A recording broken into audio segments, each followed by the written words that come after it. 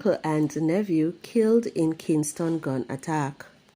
Cops name suspect after man killed at gate to Kingston Public Hospital. Body of missing British man found in St. Elizabeth after 4 days search. Please remember to subscribe, like, share, comment, and don't forget to hit that notification bell so you can always be updated with the latest news.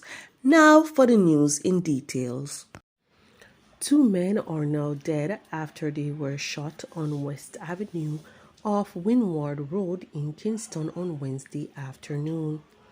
The men, identified by their aliases Yellow and Benji, are said to be relatives, an uncle and his nephew. The shooting occurred after 1 in the afternoon at a premises in the area. The attackers arrived in a motor car in which they later fled the scene. More details to come following further investigations. 2 men were shot on Wednesday evening just outside the gates to Kingston Public Hospital in downtown Kingston. One of the men, Robert Marley, who was from a Golden Heights address in Kingston, has since died. The other man has been hospitalized. Reports from the police are that Marley was sitting next to a pan-chicken man at the entrance to the hospital when a gunman approached on foot about 7 p.m. and opened fire, hitting both of them.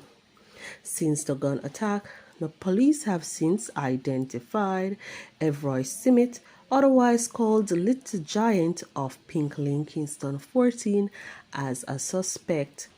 They given him until Thursday evening to report to them.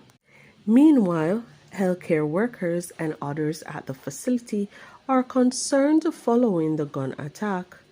The police have assured them that they will be beefing up their presence in and around the public hospital. Residents in the Ballards Valley area of St. Elizabeth have reportedly discovered the unresponsive body of a British man 4 days after he went missing during a nature walk. The man, Robert Dyer, 60, said to be diabetic, arrived in the island on Friday and was reportedly staying with his brother. More details to come following further investigations.